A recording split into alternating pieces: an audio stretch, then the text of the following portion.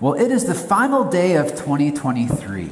You know, there's some people in the room who are so excited that this year is coming to a close because they've got hopeful outlooks for next year, and where some of us are still holding on to some, maybe this was the best year you've ever had. So whatever you brought in with you today, I'm excited that you are here. I'm glad that we've all been in this Christmas season, the season of Advent, and now we're in the middle of the 12 days of Christmas. And so I have a question for you before we start. And I saw some of the people here who I sometimes teach upstairs on Sunday morning, so I know the answer is yes. But have you ever heard any silly questions? Maybe you heard one today, you know. How many of you can remember a time, I'm not going to ask you to say what it was, but maybe your kids or your friends or neighbors have asked you silly questions, right? Have you ever been on a family trip and you're going to go see somebody like an aunt or an uncle or grandma and grandpa, and you pull out of the driveway and you're maybe a block from home, and the question is asked, are we there yet? Silly question. If you're ever with me and we're having pizza and you see there's one slice left and somebody asks me, would you like the last slice? Silly question. The answer is always going to be yes.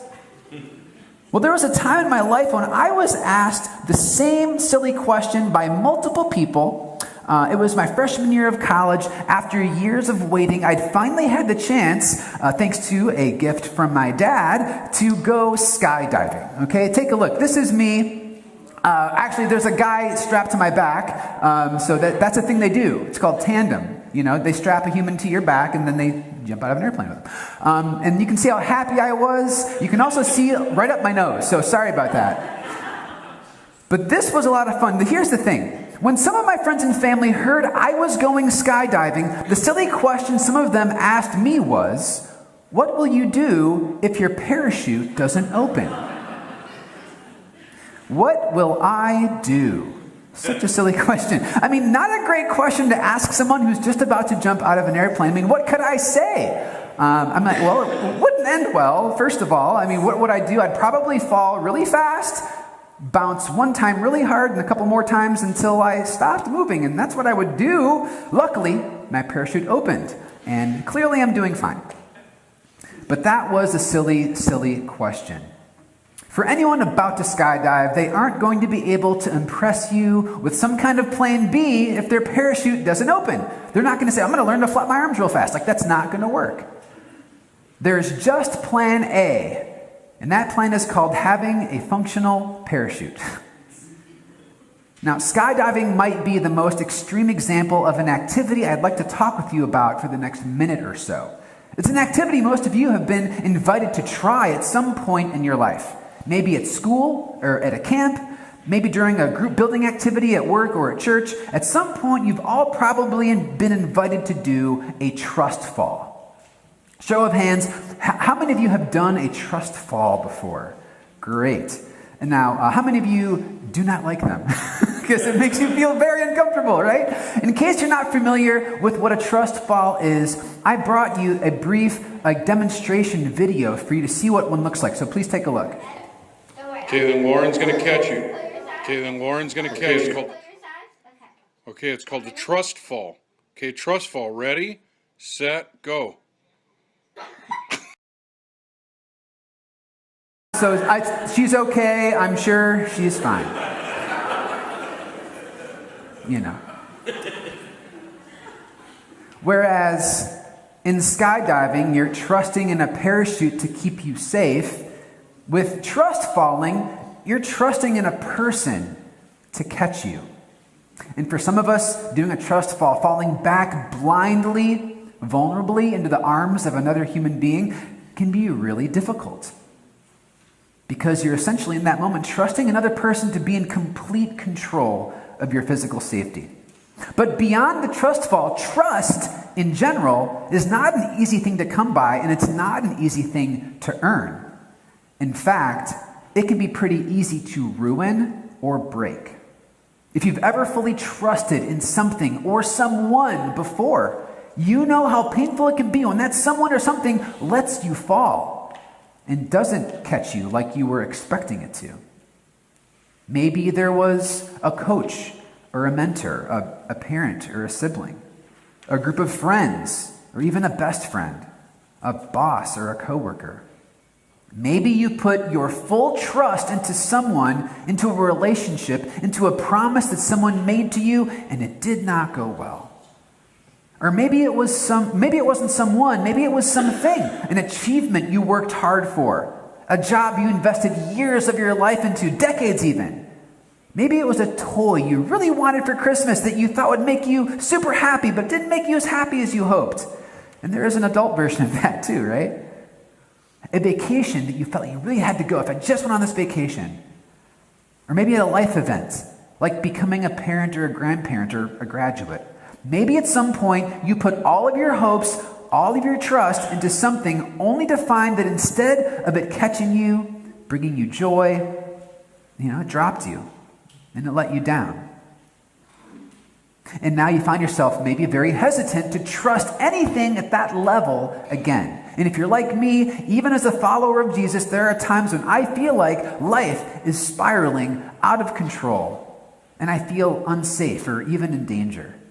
Yet, in the middle of those moments, I would still be quick to tell a friend or a family member that I fully trust in God. But do I really? You see, today's sermon asks the question, how can we fully put our trust in God in the coming year?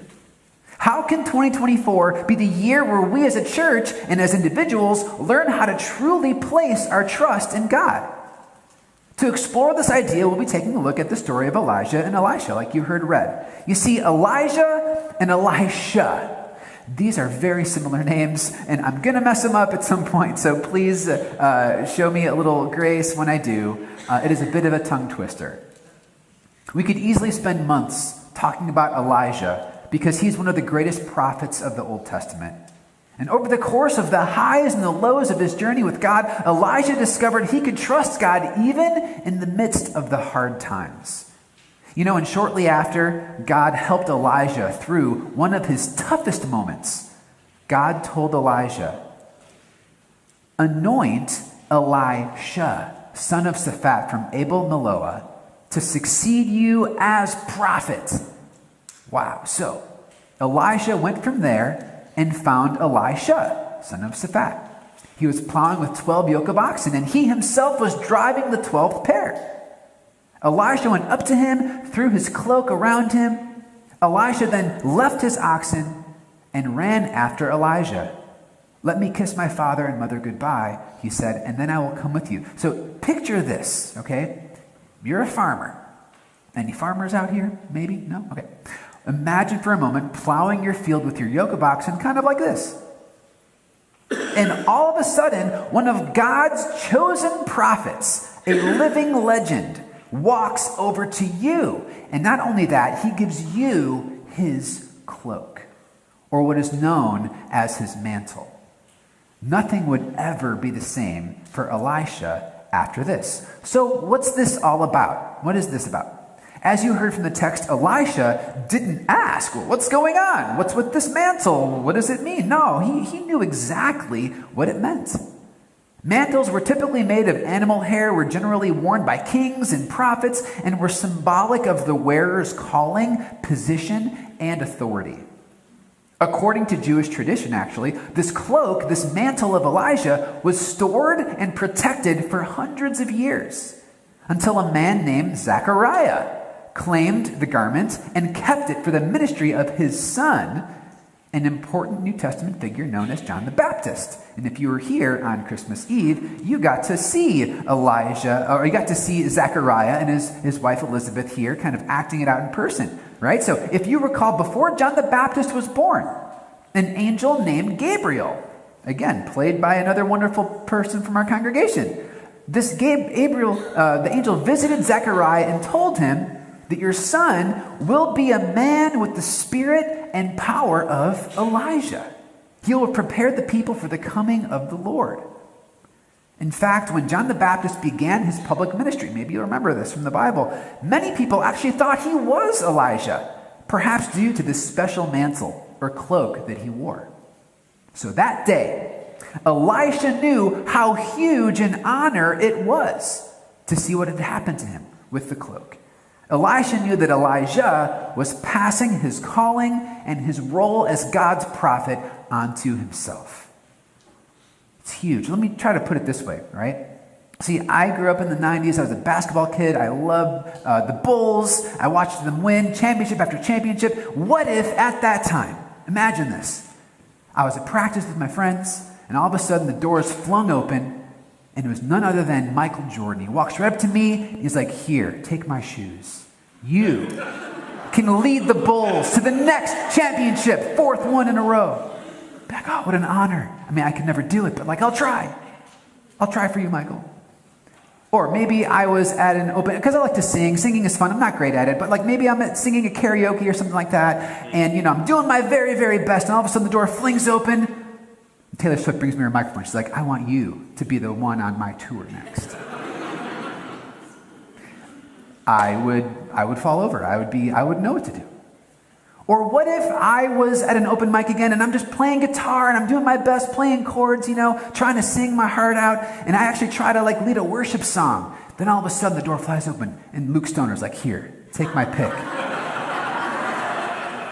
You can be the next worship leader at Village Church. I say, no, sir, no, I could never, but I'll try my best. Let's take a look at what Elisha does next. So Elisha left him and went back. He took his yoke of oxen and slaughtered them.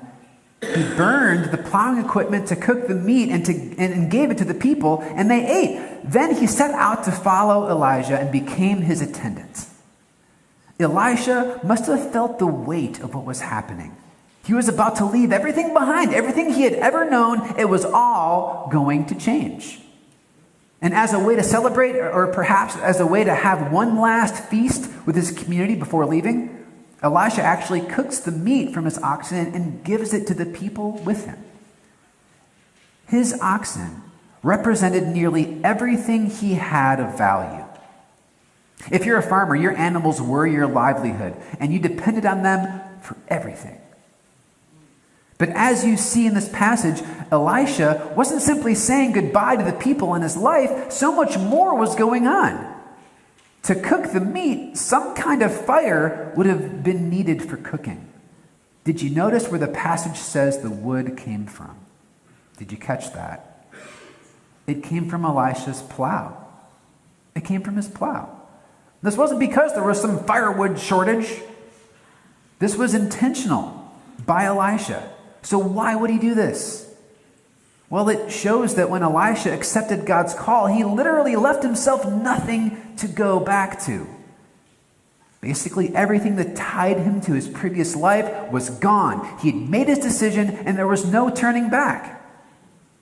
If things got difficult for Elisha in his new life as a prophet, he couldn't just say to himself, good thing I put that plow in storage. It's time for me to get back to a more safe, familiar, and predictable life. You see, when you play it safe with God, you actually risk missing out on the adventure God is calling you to. If you want to join in God's mission, as we often say around here, it is likely going to involve taking a risk or two as we trust God's leading in our lives. As for Elisha, he let go of his plow and the life he knew, and he chose to fall into the future God was calling him to.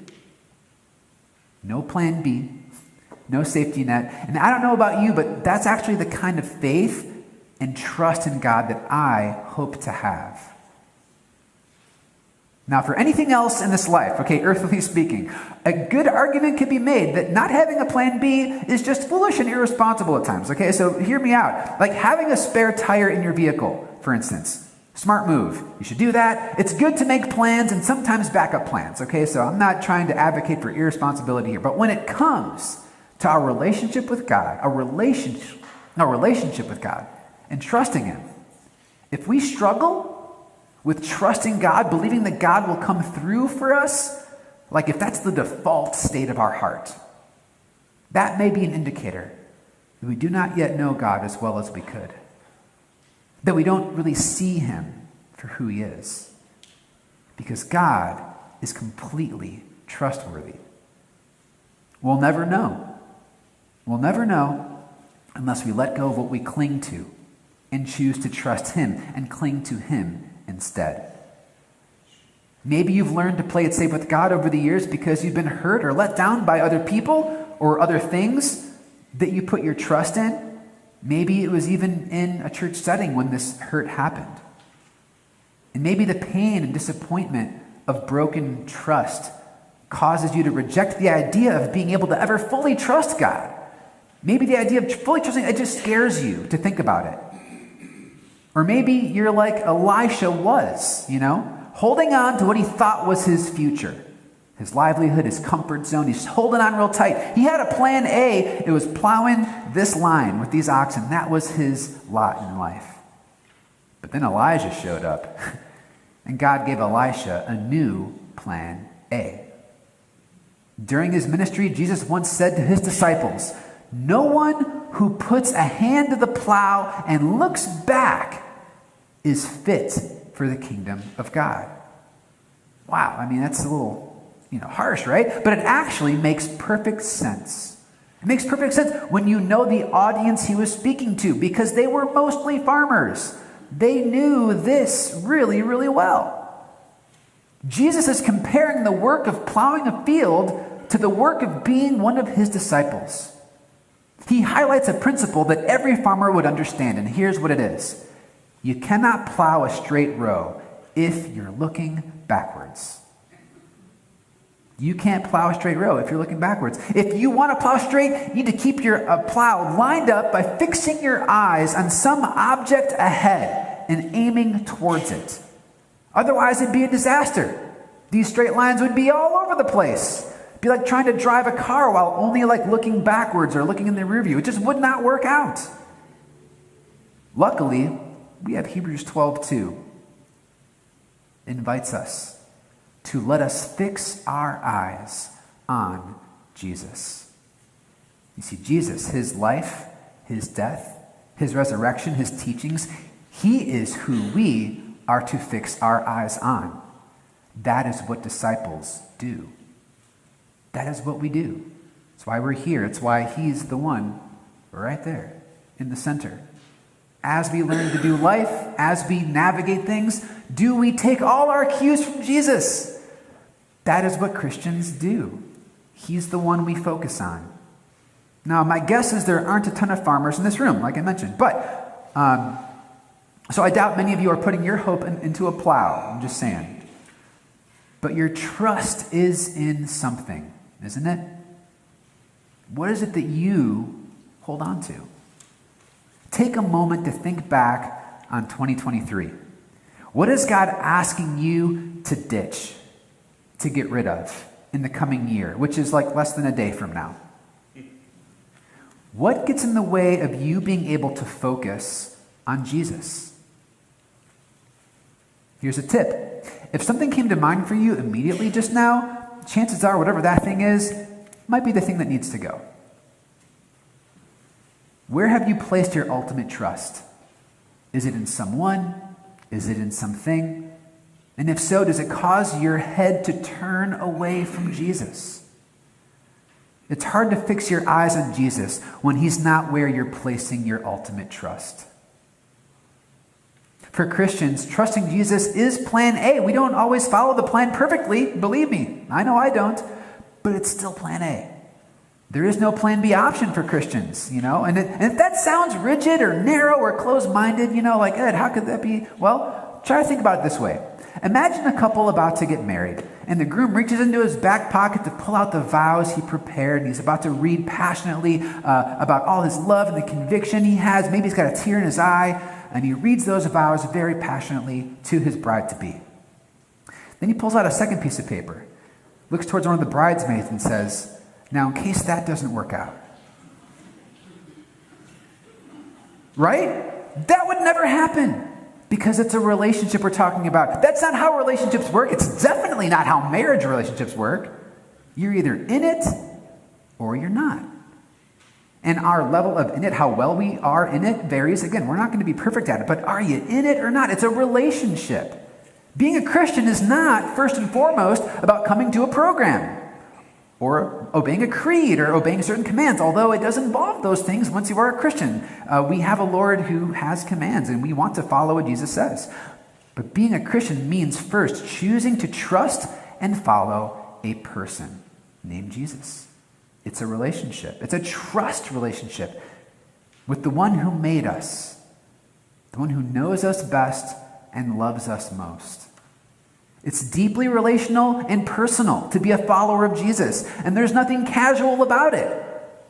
When we treat it as if it's anything less than that, of course it won't feel fulfilling. If you've ever been in a walk with the Lord and you feel far from God, when we treat this relationship with Jesus like it's anything less than the most important relationship in our lives, well, then you'll know that's not the way it was designed for us.